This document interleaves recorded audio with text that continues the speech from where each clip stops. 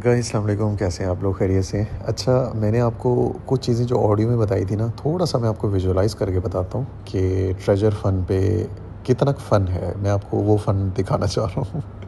तो गाइस ये मेरा अकाउंट है, मैंने ऑलरेडी लॉगिन किया हुआ है और मैं स्टेक में गया हुआ हूँ, ठीक है? तो वहाँ पर आपको पता है कलेक्शन में आपको एलोकेशन मिलेगी ना एनएफटीज़ की, आपके लेवल के हिसाब से और जितने फंड्स हैं। तो ये देखें, मुझे एलोकेशन मिली हुई है और आप जानते हैं कि एक पेज पे 10 एनएफटीज़ होते हैं नॉर्मली। तो अब अगर आप किसी एनएफटी को स्टेक पे लगाते हैं ना, तो ये देखें रिजर्वेशन सक्सेस हो गई, आखिरी फ्री जोन पिक कर लेते हैं और यहाँ पे आप कुछ भी लिख दें, 7 डेज़ लिख दें, तो ये मुझे एरर देगा इनसफिशेंट गैस फ़ी की, ठीक है? कोई मसला नहीं है।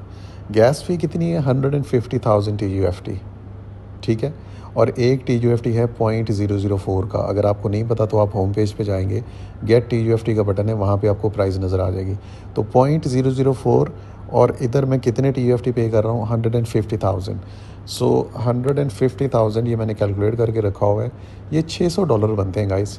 600 USDT मुझे पे करने पड़ेंगे एक NFT को स्टेक करने के लिए।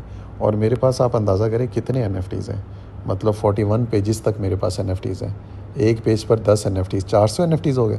तो 400 NFTs और एक NFT की मैं एवरेज कितनी दे रहा हूँ? 600। 2,40,000 मुझे USDT चाहिए इन NFTs को स्टेक करने के लिए।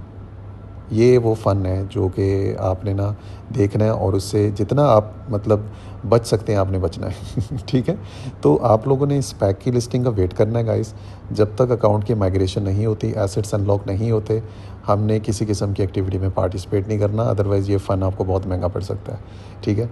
और पहले आप लोग जानते हैं ना कि ये सब कुछ हम फ्री में करते थे, ठीक है? और हमें ये बताया जाता था कि ये ऑफ चेन ट्रांजैक्शंस हैं और ऑफ चेन ट्रांजैक्शंस में गैस फ़ी नहीं होती। तो ये भी तो ऑफ चेन ट्रांजैक्शंस हैं, इनमें गैस फ़ी कहाँ से आ गई? मतलब मैं आप समझ रहे हैं ना मेरा पॉइंट। और इसी तरीके से हमने जो आपको बताया ना कि जो हम टोकन की ट्रेडिंग करेंगे, ठीक है, उससे भी आपने अवॉइड करना है जब तक सिचुएशन क्लियर नहीं होगी। देखें, अभी ना मैं येस बोल रहा हूँ ना नो बोल रहा हूँ, जस्ट मैं आपको फैक्ट्स दिखा रहा हूँ, ठीक है? तो 2 दिन तक हम वेट करते हैं इंशाल्लाह, माइग्रेशन के बाद हमारे अकाउंट की क्या सिचुएशन होगी, फिर हम नेक्स्ट अपना डिसीजन लेंगे इंशाल्लाह, ठीक है?